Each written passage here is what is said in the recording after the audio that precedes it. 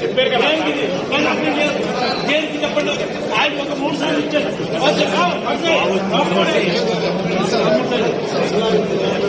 మాట కాదండి ఎన్ని సార్లు ఆ యూస్లెస్ లంచ కొడుకో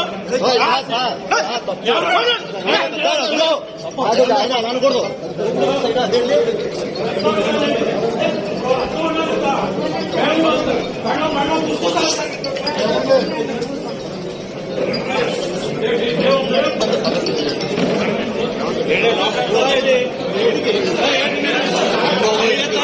ప్రసాద్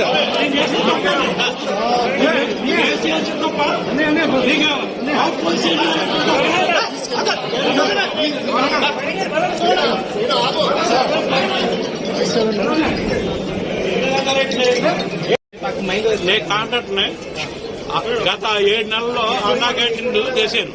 జిల్లాలో గొల్లపురం, పిఠాపురం, కేరాసరం, తునింది. ఇప్పటికి వచ్చిన ఓపెనింగ్ అయిపోయి కానీ ఏ విధమైన పరిష్కారం నాకు బిల్లు ఇవ్వలేదు. అలాగే డీసిల్టేషన్ కాలువల పూర్తికి తీశారు. అవి కూడా ఇప్పుడు వచ్చి 40 లక్షలు బిల్లు ఇవ్వలేదు. నేను అడుగుతుంటే రేపు మాపు అంటున్నాడు ఈ కమిషనర్. నా వర్క్ ఇంకా పూర్తి అయిపోయింది. ఇతను నా మెష మీద ఇంకోటికి ఇచ్చేసి 50,000 రూపాయలు చొప్పున ఆ దగ్గర లంచాలు తినేసి నేను 30% లెస్ చేశానండి వర్క్. నామినేషన్ మీద ఇచ్చేస్తున్నాడు 50,000 చొప్పున ఎడగొడేసి ఇచ్చేసి వాళ్ళ దగ్గర ఆయన ఈయన కుమ్మక్కైపోయి మొత్తం A to Z 40 లక్షల బిల్స్ ఇప్పుడు చేసుకున్నాడు ఇతను ఈ కమిషనర్. నేను కలెక్టర్ గారు రిప్రజెంటేషన్ ఎన్నిసార్లు అడిగినా ఈ నెల ఇచ్చేస్తాను ఆ నెల ఇచ్చేస్తాను అంటారు. ఇప్పుడు 18 ఇస్తానంటున్నారు. మళ్ళీ అది దిక్కున్న వాడితో చెప్పుకుంటున్నారు కలెక్టర్ గారు. అలాగే కమిషనర్ కౌన్సిల్ అబ్జెక్షన్ పెట్టారంటున్నారు. కౌన్సిల్లో నన్ను 5% ఇస్తేనే కానీ నాకు బిల్స్ ఇవ్వద్దని కౌన్సిల్లో చెప్పారు. ఇంకేం చెప్పండి. కళ్ళం మళ్ళా పుస్తకాలు కూడా తాగట్టేట్టుకుని ఎద వ్యాపారం చేస్తున్నామండి. ఈ గవర్నమెంట్ కంటే పోయిన గవర్నమెంట్ చాలా నయం.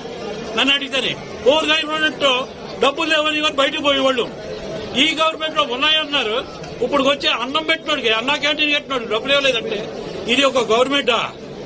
నేను కట్టి 7 నెలలు అవుతుంది. నా ఆవేదన వివేక సోదరులు అందరూ అర్థం చేసుకుంటారని ఈ కమిషనర్ వచ్చాక 10 మీటర్లు కూడా సిమెంట్ రోడ్డు 10 మీటర్లు సిమెంట్ రోడ్డు అయితే చెప్పించి కొట్టించుకుంటాను.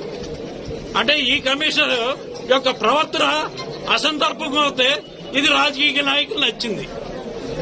ఇంతకన్నా నేను చెప్పేదేమీ లేదు.